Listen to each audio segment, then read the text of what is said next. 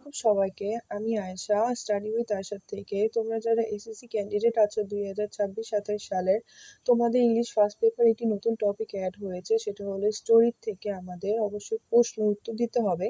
তো সেটার জন্য অবশ্যই আমাদের স্টোরিটা ভালো মতো জানতে হবে, পড়তে হবে। তো আমরা আজকে সেই স্টোরিটাই বলবো, ইউনিট 11 এর দ্য পার্পল জার।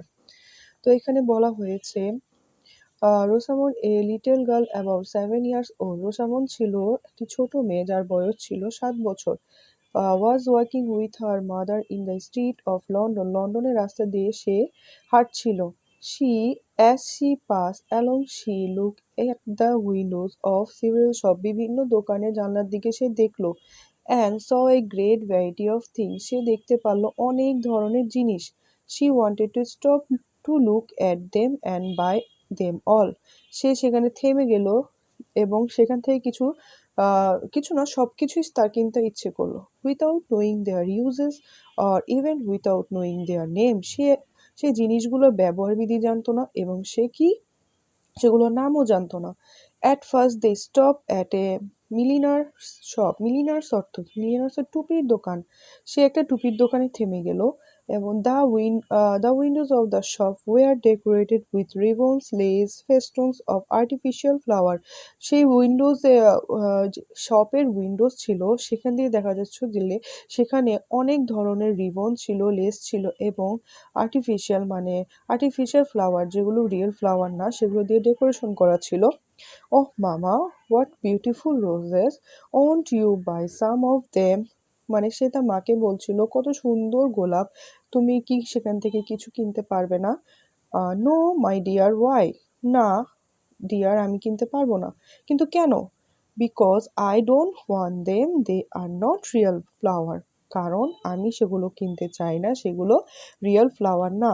রোসামন ছিল একটি ছোট একটা মেয়ে, যে তার মার সাথে যখন সে যাচ্ছিল বাজারে, তখন সে বা বিভিন্ন শপ দেখতে পায় এবং শপের বাহিরের জানালার থেকে সে অনেক ধরনের জিনিস দেখতে পায় এবং সেগুলো সে যাই দেখে তাই কেনার আগ্রহ তার মধ্যে আসে এবং তার মাকে সে বলে যে আমাকে এগুলোর মধ্যে কিনে দাও। তার মা মানা করে দেয়। They went a little further.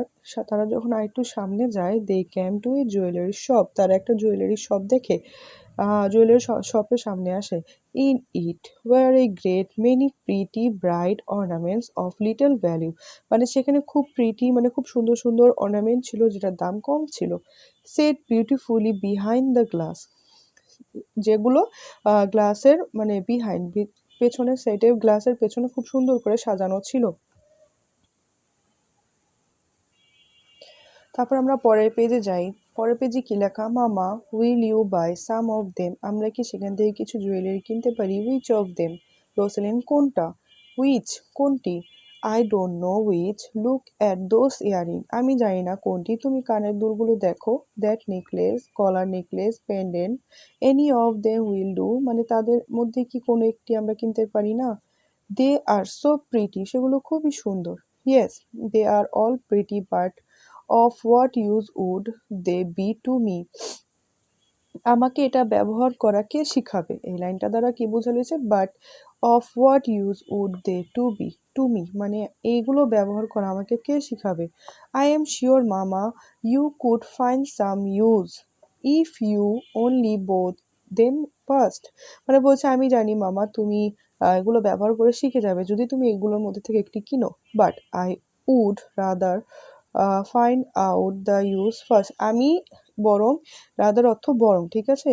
এটা ব্যবহার কিভাবে করতে হয় সেটা আমি প্রথমে খুঁজে বের করে নিতে পারবো। দো এ লিটেল ডিসহার্টেন, মানে একটু হতাশ হয়ে যায়, যদিও সে হতাশ হয়ে যায়। Rosamond keep on looking at the shops and try to persuade her mother to buy this or that.